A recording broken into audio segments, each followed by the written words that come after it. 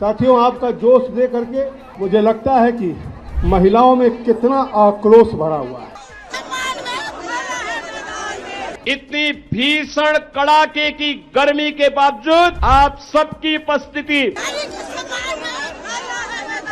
प्रधानमंत्री मोदी जी की नीतियों के प्रति आपके सहज समर्थन और आशीर्वाद का प्रतीक है।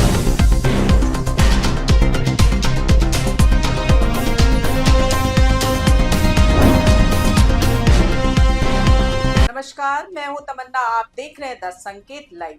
आज की इस खास रिपोर्ट में बात करेंगे उस सियासी घटनाक्रम की जिसने लखनऊ की सड़कों से लेकर राष्ट्रीय राजनीति तक बहस छेड़ दी। जहां एक तरफ महिला आरक्षण बिल को लेकर सत्ता पक्ष और विपक्ष आमने सामने है, तो दूसरी तरफ पुराने बयानों और वर्तमान रुख के बीच टकराव ने राजनीतिक माहौल को और ज्यादा गर्म कर दिया। दरअसल उत्तर प्रदेश के मुख्यमंत्री योगी आदित्यनाथ ने उप मुख्यमंत्री ब्रजेश पाठक और केशव प्रसाद मौर्य के साथ मिलकर लोकसभा में संविधान के 131वें संशोधन से जुड़े महिला आरक्षण विधेयक के पास न होने के विरोध में सीएम आवास से विधानसभा तक जन आक्रोश महिला पदयात्रा निकाली। इस पदयात्रा में करीब 15,000 महिलाओं की भागीदारी बताई जा रही है, जो अपने आप में एक बड़ा राजनीतिक संदेश देती है। ये पदयात्रा करीब 2 किलोमीटर लंबी थी और भीषण गर्मी के बावजूद बड़ी संख्या में महिलाएं इसमें शामिल हुई। रास्ते में जगह जगह पानी की व्यवस्था, एम्बुलेंस और अन्य सुविधाएं भी लगाई गई थी ताकि किसी को कोई परेशानी ना हो।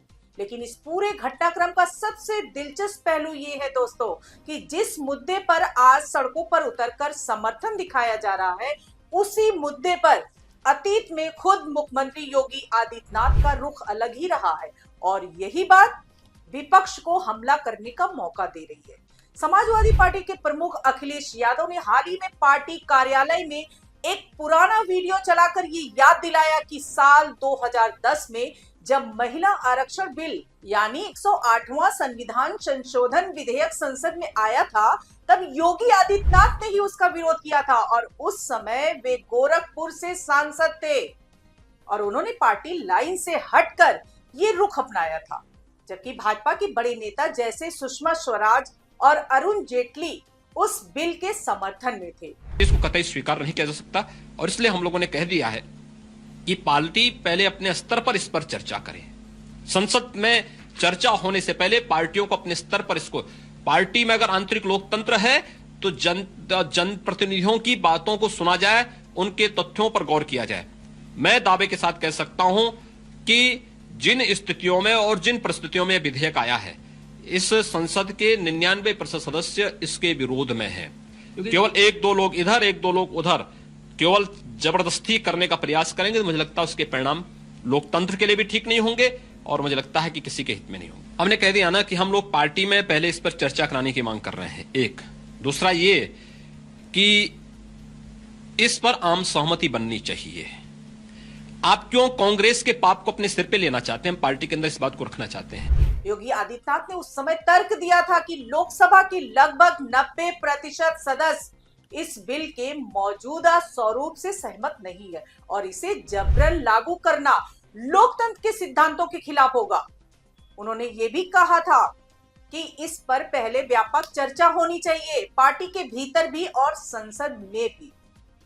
इसके अलावा उन्होंने सामाजिक प्रभाव को लेकर चिंता जताई थी कि इससे महिलाओं की पारंपरिक भूमिकाओं पर असर पड़ सकता है।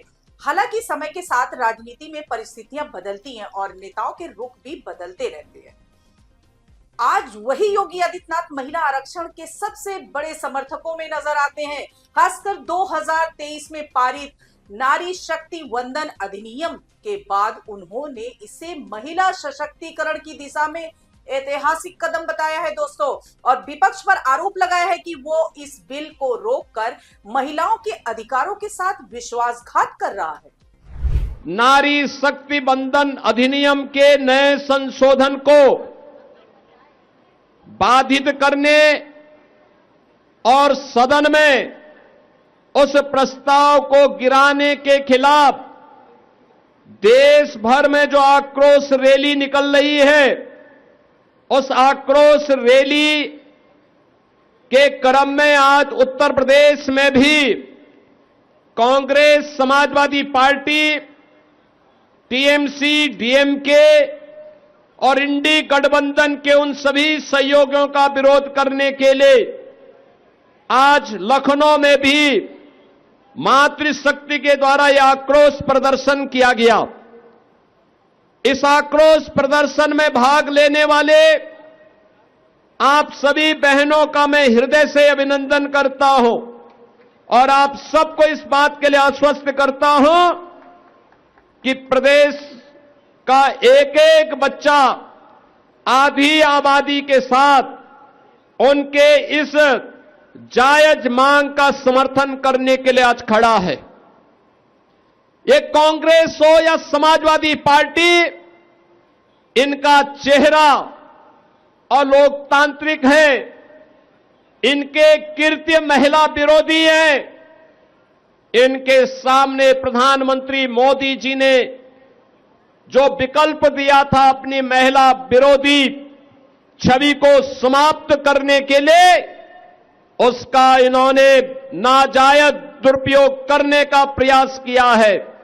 और आज इसीलिए देश भर में आधी आबादी कांग्रेस और उनके सहयोगी दलों के महिला विरोधी आचरण के खिलाफ सड़कों पर आंदोलन कर रहा है। आज मैं इस हजारों की संख्या में जो बहनें इस आक्रोश रैली का, आक्रोश मार्च का हिस्सा बनी है, इतनी भीषण कड़ाके की गर्मी के बावजूद आप सबकी उपस्थिति प्रधानमंत्री मोदी जी की नीतियों के प्रति आपके सहज समर्थन और आशीर्वाद का प्रतीक है। इसी संदर्भ में लखनऊ में निकाली गई ये पद यात्रा सिर्फ एक विरोध प्रदर्शन नहीं बल्कि एक बड़ा राजनीतिक संदेश भी है, जिसमें ये दिखाने की कोशिश की गई कि भाजपा महिलाओं के मुद्दे पर आक्रामक है और सड़क से संसद तक लड़ाई लड़ने के लिए तैयार है। इस रैली में भाजपा प्रदेश अध्यक्ष पंकज चौधरी ने भी विपक्ष पर निशाना साधते हुए कहा कि सपा और कांग्रेस ने महिलाओं के हितों की अनदेखी की है। साथियों, आपका जोश देख करके मुझे लगता है कि महिलाओं में कितना आक्रोश भरा हुआ है। साथियों, नारी का उत्थान, नारी का सम्मान भाजपा की यही पहचान है। प्रधानमंत्री ने नरेंद्र मोदी जी के नेतृत्व में सारी नारी के सशक्तिकरण के लिए लगातार हमारी सरकारें काम कर रही हैं, चाहे वो दिल्ली की सरकार हो और चाहे उत्तर प्रदेश की सरकार हो। नारी शक्ति वंदन अधिनियम का उद्देश्य देश की माताओं बहनों को नेतृत्व का अधिकार देना था, ताकि संसद और विधानसभाओं में 33% सीटों पर महिलाओं चुनाव लड़ सके और नीति निर्माण में उनकी भागीदारी सुनिश्चित हो सके। महिला आरक्षण से किसी को भी कोई नुकसान होने वाला नहीं था, ऐसा गृह मंत्री जी ने अपने भाषण में उस दिन लोकसभा में कहा था।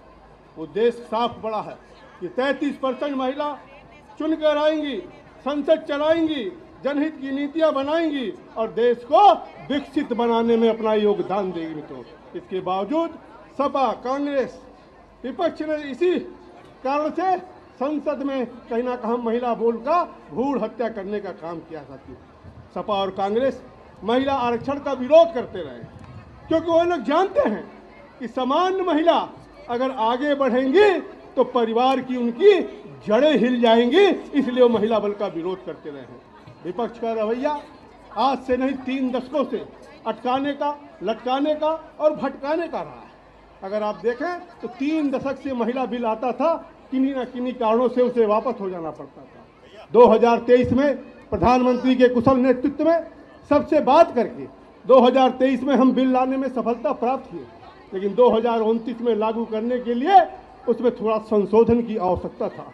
उस संशोधन करने में तरह तरह की लोगों ने आपत्तियां लगाई। फिर वही बात, अटकाने और भटकाने वाला। कुछ लोगों ने कहा उत्तर और दक्षिण में विभेद पैदा हो जाएगा। कुछ लोगों ने कहा कि महिलाओं का आरक्षण, मुस्लिम महिलाओं का आरक्षण होना चाहिए। इसका जवाब हमारे नेताओं ने सदन में विस्तार से देने का काम किया।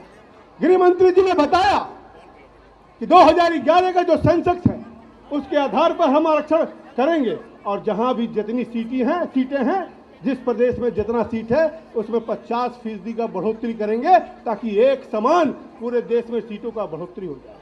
जहां तक महिला आरक्षण का बात है, महिला मुस्लिम आरक्षण का बात है, अगर देखें कि धर्म के आधार पर महिला का आरक्षण, मुस्लिम का आरक्षण नहीं हो सकता है, ये हमारे संवैधानिक व्यवस्था मित्रों, ये बात वो भी जानते हैं, लेकिन कहीं ना कहीं एक तरफ दिखाते हैं कि हम महिलाओं का सम्मान करते हैं, महिला बिल चाहते हैं, और आज वो कहीं ना कहीं इसका विरोध कर रहे हैं और उनके कारण ही ये बिल पास नहीं हो सका।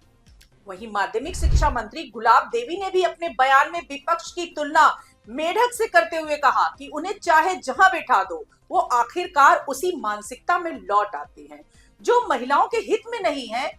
इस दौरान रैली में नारी के सम्मान में भाजपा मैदान में और राहुल गांधी मुर्दाबाद जैसे नारे भी लगे, जो इस पूरे आयोजन को एक स्पष्ट और राजनीतिक रंग देते हैं।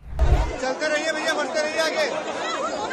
सम्मान में खड़ा है मैदान में, नारी के सम्मान में खड़ा है मैदान में, नारी के सम्मान में खड़ा है मैदान में, नारी के सम्मान में खड़ा है मैदान में। वहीं मुख्यमंत्री योगी आदित्यनाथ ने अपने संबोधन में कहा कि देश में 4 प्रमुख वर्ग हैं, महिला, गरीब, युवा और किसान, और इन सभी के हितों की रक्षा करना सरकार की प्राथमिकता है। उन्होंने ये भी दावा किया कि इस रैली में विपक्षी दलों से जुड़ी महिलाएं भी शामिल हुई हैं, जो ये दिखाता है कि महिला आरक्षण का मुद्दा किसी एक पार्टी का नहीं बल्कि व्यापक जन समर्थन वाला मुद्दा है।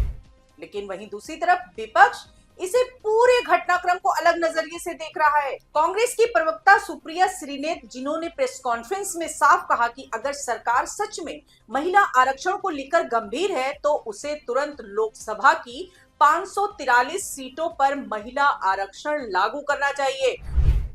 आप 543 सीट पर महिलाओं को आरक्षण क्यों नहीं दे देते हैं? क्या आपको यह डर है कि पुरुषों की संख्या कम हो जाएगी? क्या आप पुरुषों को बचाने के लिए महिलाओं के साथ यह सौतेला व्यवहार कर रहे हैं? आप क्यों हमारा हक छीन रहे हैं? हमारी पार्टी, पूरा विपक्ष आपसे लगातार कह रहा है, कल लाइए विधेयक, 543 सीटों में 1/3 मतलब 181 सीटें महिलाओं को दीजिए, हम आपको साथ पूरा देंगे। आप क्यों नहीं दे रहे आरक्षण? आप महिलाओं के आरक्षण का विरोध क्यों कर रहे हैं? आप महिलाओं के आरक्षण में अड़ंगा क्यों बन रहे हैं? और आपको क्या लगता है, महिलाएं आपकी चालबाजी नहीं समझ रही हैं? महिलाएं ये नहीं समझ रही हैं कि पुरुषों को बचाने के लिए आप उनके हक से उनको वंचित कर रहे हैं और फिर खुद घड़ियाली आंसू बहाकर स्वांग रच रहे हैं? अगर आप महिला आरक्षण देना चाहते हैं तो कल लाइए विधेयक, सब मिलकर पारित करेंगे। 181 सीटें 543 की लोकसभा में रिजर्व की जाएंगी। उनका कहना था कि पूरा विपक्ष इस कदम का समर्थन करेगा। यानी कांग्रेस का सीधा सवाल यह है कि जब समर्थन मौजूद है तो फिर देरी क्यों? वहीं दूसरी तरफ टीएमसी के नेता कल्याण बनर्जी ने संसद के भीतर अलग अंदाज में बात करते हुए कहा कि अगर सरकार चाहती है तो मौजूदा 543 सीटों में से 50% सीटों पर आरक्षण दे। वहीं विपक्ष साथ देने के लिए तैयार है। रिजर्वेशन चाहिए अर्जुन जी, आज ही ले आइए, हम लोग राजी है। अभी जो स्ट्रेंथ है उसमें 50% वुमेन रिजर्वेशन कर दीजिए, आज पूरा आप लोग ले आइए। रात 12 बजे तक हम लोग बैठे रहेंगे इधर। उसको लिए डिलिमिटेशन का जरूरत नहीं है, उसके लिए डिलिमिटेशन का जरूरत नहीं है। नाटंकी बंद कीजिए, बहुत नाटंकी हो गया, करना चाहिए, एक दिन में हो जाएगा। 544, 50% women reservation, we will all pass the bill today. हम लोग सब राजी है, कर दीजिए ना। हिम्मत नहीं है आपको, हिम्मत नहीं है। आप जानते हैं हम आंकड़ा बोलेंगे आपको। आप लोग कचरना नहीं चाहते, आप लोग पार्टी में भी नहीं किया है, आप लोग क्या करेंगे? लेकिन उन्होंने ये भी इशारा किया कि सरकार इस मुद्दे को सिर्फ राजनीतिक तरीके से इस्तेमाल कर रही है।